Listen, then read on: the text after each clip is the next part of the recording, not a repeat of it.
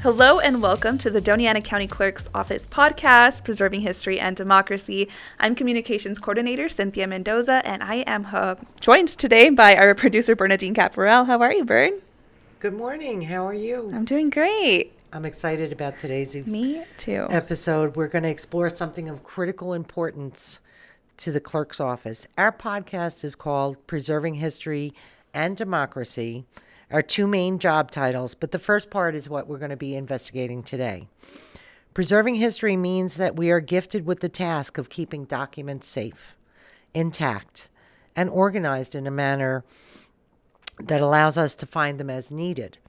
We're keeping these documents in a way that extends their life and uses preventative conservation. One example is we keep the documents in a climate-controlled, fire-safe vault under lock and key. Well, today we have a special guest that is here to talk about the acts of organizing, preserving, and accessing documents. Please welcome Kristen Gwinn-Becker, founder of HistoryIT. Hello and welcome. Hello, thank you for having me. I'm excited about this conversation. Yes.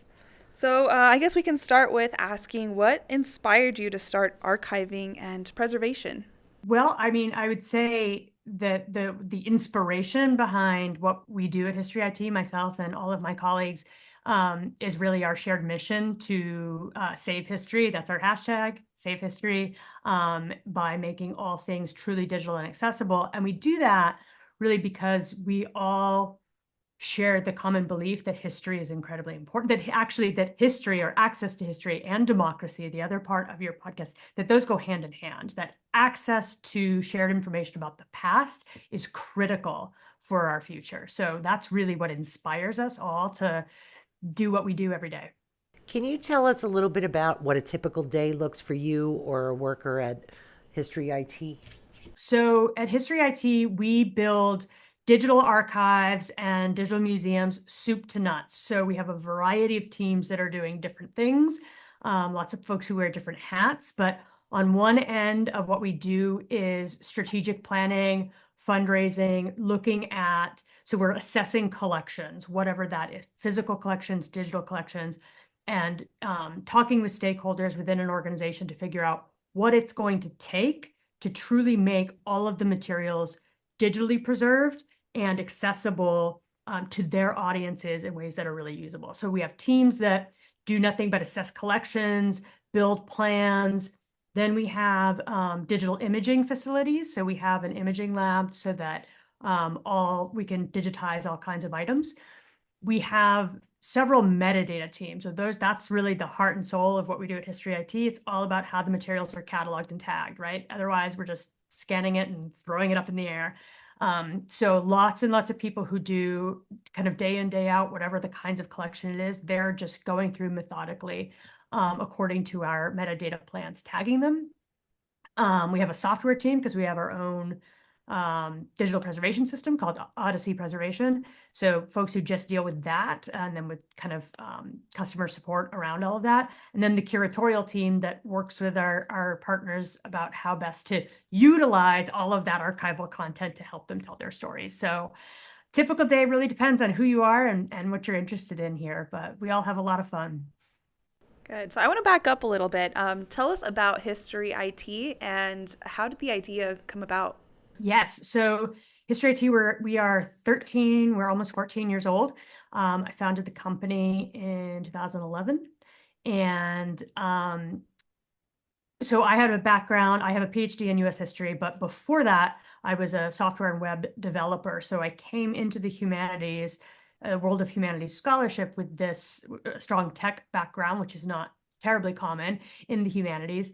And as I was working on my PhD and as I completed it, I realized that, as a historian, I had the privilege really to have the access to this content. I had the time, I had the training to go through and understand it. And I also but I also was seen as that's the archives of the world for research. That's just scholarship and research. And I saw it as actually, it's just this gold mine of unique content that all of these organizations are sitting on. And so put together this company that can work with a wide variety of kinds of organizations, any organization that's older than 5 minutes, basically, to figure out what it's truly going to take to preserve their archive, what that's going to mean. I feel very strongly that our generations now are responsible for truly transitioning the physical into the digital in a way that is truly preserved, and that we all have a strong responsibility to do that. So that's really kind of why I founded the company, and the ongoing force behind all that we do. So there's some vocabulary that may be new to some of our listeners. Can you please explain preservation, archives, digitization? Absolutely. Well, if you're new to it, welcome to the world of archives. An archive is really any collection of primary source content. We tend to think of documents and photographs. That's the most common kind of two-dimensional, but it's also, artifacts and objects. It's video, audio, whether that's from a film reel or VHS or cassette, all the way through to, streaming digital. It's a collection of content that needs or has some sort of organization, right? Because access to it provides value to us as a society. In preservation, we distinguish between the physical preservation and the digital preservation. Both are absolutely imperative.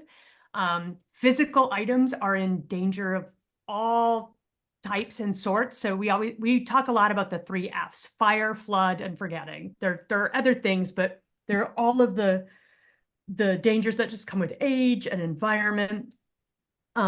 So those materials, some have last for, hundreds and thousands of years, but that doesn't guarantee that they will. Organizations and like what you all do to maintain that physical access is important.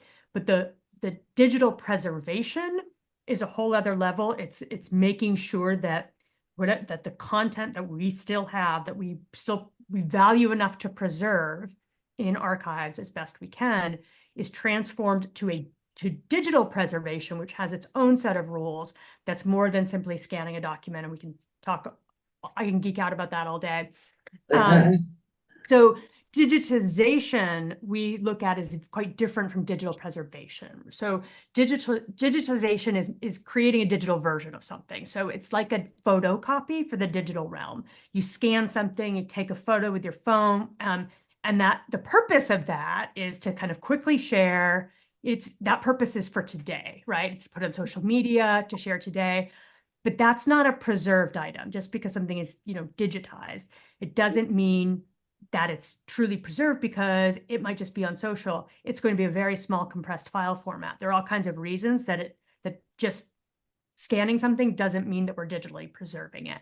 But the preservation is in terms of a definition, is all of those pieces that go into making sure that the physical or the digital representation of the physical item is in a stable format to continue to draw value from.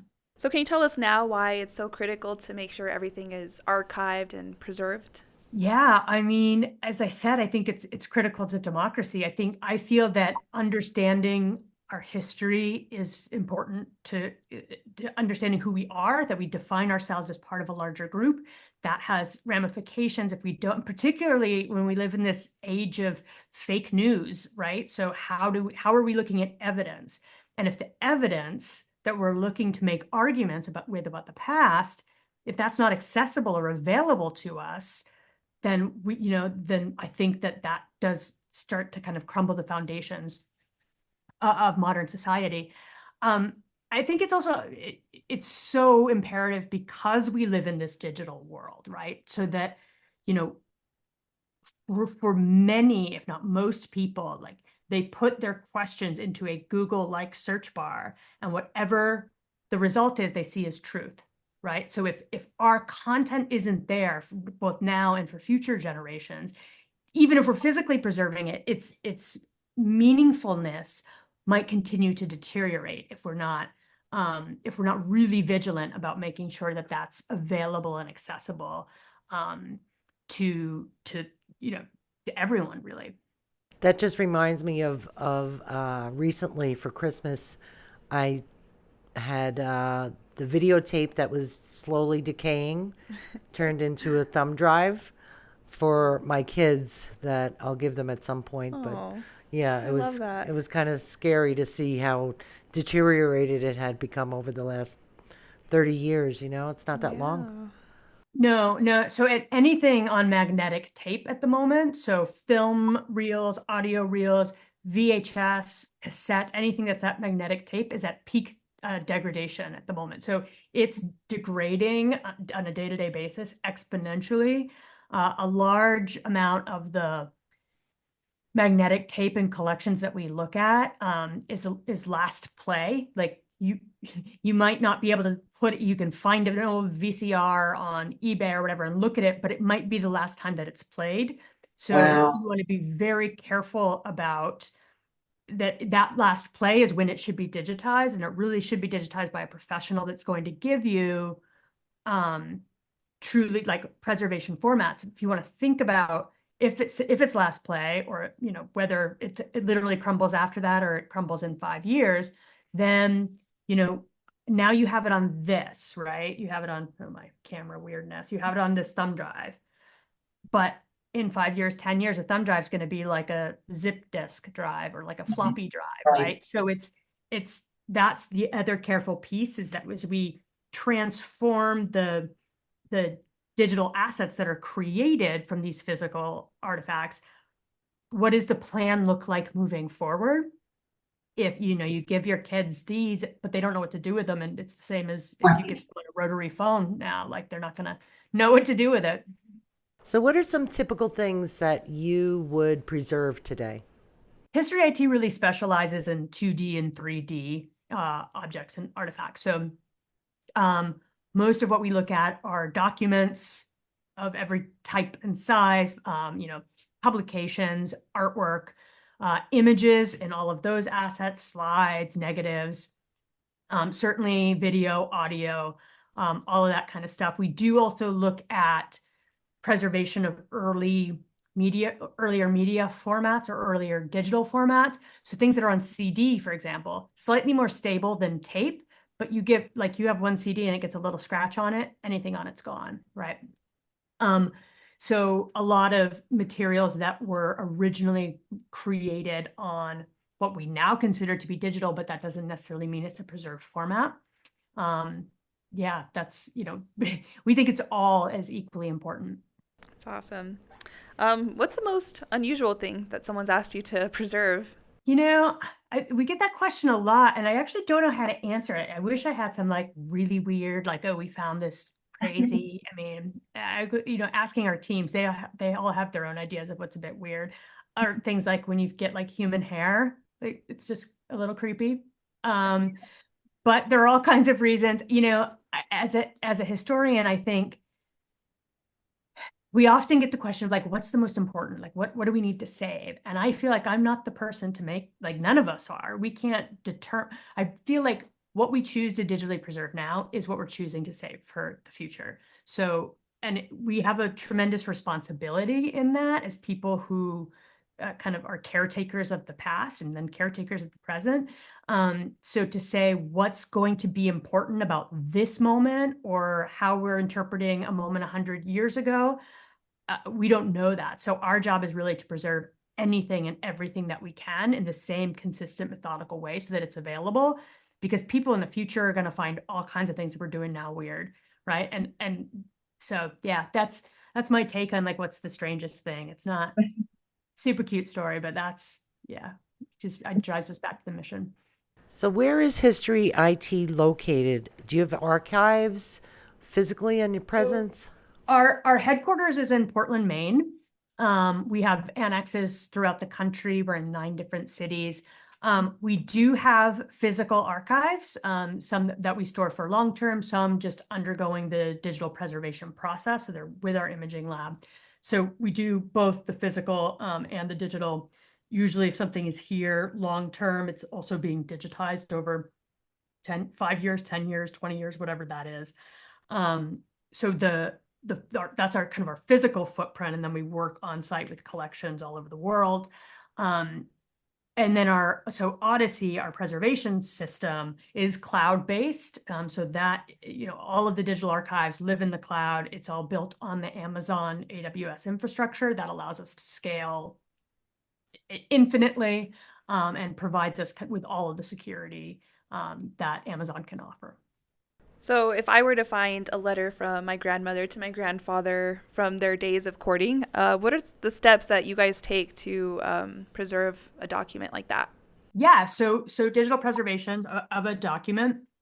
There are two things that preservation consists of: the preservation or the digital creation, and the access, right? So the first thing you want to think about is what you are transforming it to. I have a physical piece of paper. It's a handwritten letter.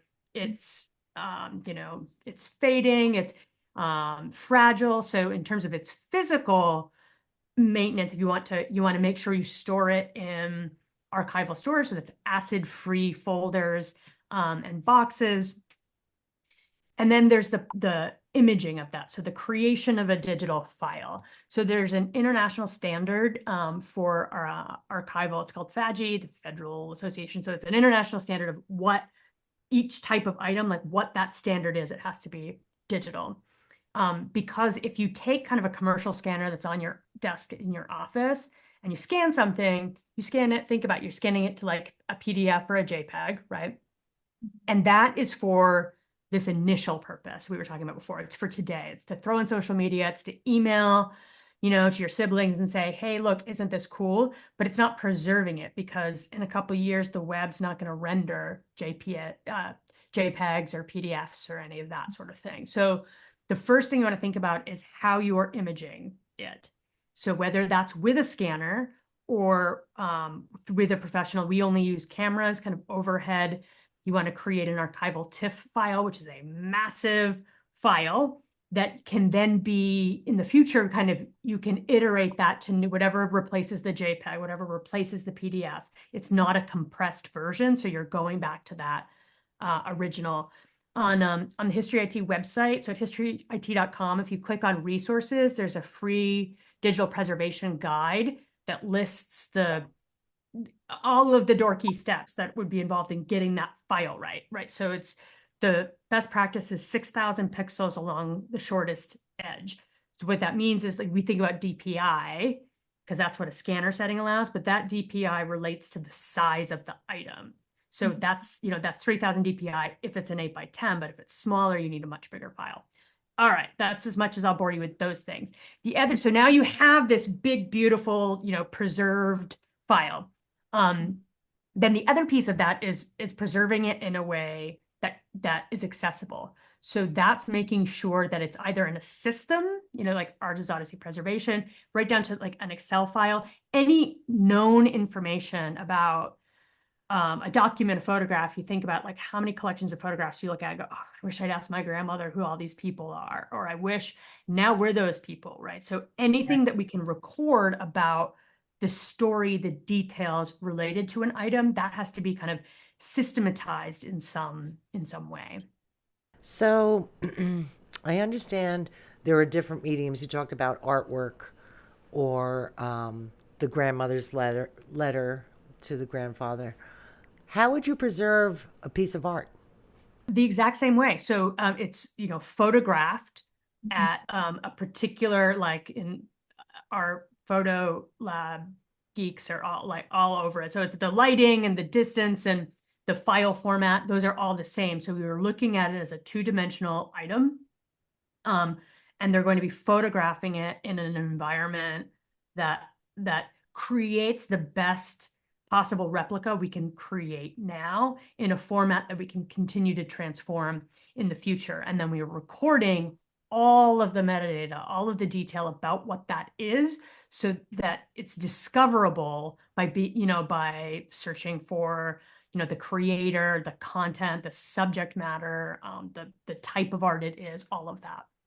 How do you organize your archives? By years, collections, relevance? So archives vary considerably in their organizational state. Certainly, a very traditional archival approach is into collections and then series and sub-series, and then you're kind of getting drilled down into the boxes. So often, we work with our individual clients to figure out, like, what is their existing organizational system? Can we improve upon it? But the beautiful thing about a digital archive is that its organizational structure, box folder item, that doesn't matter as much. If every single item has all the tags that you want, then when you're in a digital format, you're pulling it in from various searches. You can create new kind of temporary collections based on that. And then as long as that, in our view, as long as the digital archive tracks exactly to its physical counterpart, then it doesn't matter where it lives in a digital archive. Just kind of the most straightforward, like if you were browsing through, that makes sense. But if everything we do is about making the individual item accessible by search and then being able to connect it to other materials throughout the archive, that's really what's most important, is getting that item level detail. So you kind of help the client to do that based on what they already have? Based on what they have, what it looks like, and then in the digital framework, in terms of, then it's who's your audience, who is accessing this material, and what is their natural language, what are you using to search? Because that's all quite, if something is cataloged by Library of Congress subject authority terms, for example, the only word to relate to anything relating to a house or a home is dwelling. And dwelling is not necessarily something that anyone other than a researcher would think to like put into the catalog. So we look at, like, how is that material going to be like searched and explored by various types of people? So that all goes into the strategy. Who would you say benefits the most from archiving and preserving? Everyone, really. Certainly the organizations that are charged, are stewards of that content. They benefit by knowing that they're doing their jobs in terms of being good stewards of that. But again, we believe that the democratization of history is incredibly important to us as a society. So we all benefit. So as the owners or stewards of that historical content, we're making sure that this legacy is available, that these stories are available now and in the future. And so then that expands to all of the people who will learn and explore and come to their own conclusions about the past because they have access to it. So I think absolutely everyone. Where can people get more information on HistoryIT and contact you if they're interested too? HistoryIT.com, or like find us on any social media platform, HistoryIT. Our hashtag is #SaveHistory. Find us. There are free resources available on our site. We're always happy to talk about anything relating to digital preservation and storytelling. That's where you find us. Just think it's amazing that you blended your two careers, so to speak, history and being a geek, so to speak. That's pretty cool. I'm incredibly blessed. I'm a historian and I travel all over the world and look at collections and figure out how to make them more accessible to the public. It's a pretty fantastic job. And I'm surrounded by people who love and are as committed to what we're doing. So that's awesome. Well, we appreciate what you guys do out there. Well, that does it for today's episode of Preserving History and Democracy. We'd like to thank our special guest, Kristen Gwinn-Becker, for joining us today. This episode was hosted by myself, Communications Coordinator Cynthia Mendoza, and our producer, Bernardine Caporale, and edited by Jacob Slaughter behind the camera. If you have any questions or comments, feel free to contact us at daclerk@donianacounty.org. We'll see you next time.